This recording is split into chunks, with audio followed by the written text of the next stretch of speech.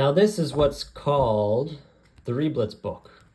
I remember when I first started my journey with piano technology, I would just sit in my backyard with a cup of tea and page through this book.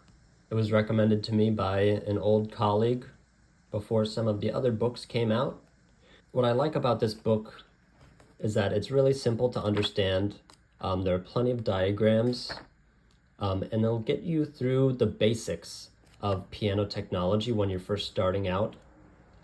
I will say that it is a bit dated, and there are certainly other more comprehensive resources out there now, but this was a staple for its time when it was published.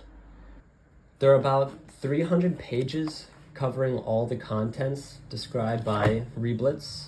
About 10% of the total 400 images in this book are illustrations, while the others are all pictures.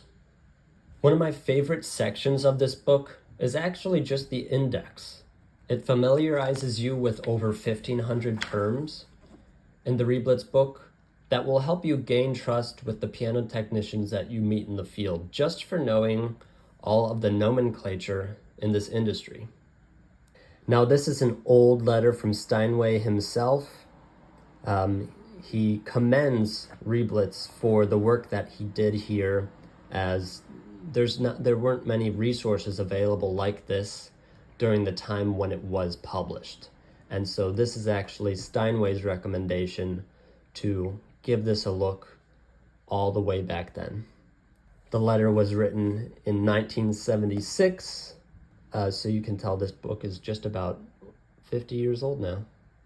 The book includes styles, shapes, and sizes of pianos over the years, the names, parts, and how they work, whether it's worth buying or repairing pianos at all, cleaning and minor repairs, fixing worn and broken parts, talk about regulating, adjusting the action and keyboard, tuning theory and terminology, tuning procedure, and complete restoration in Chapter 8.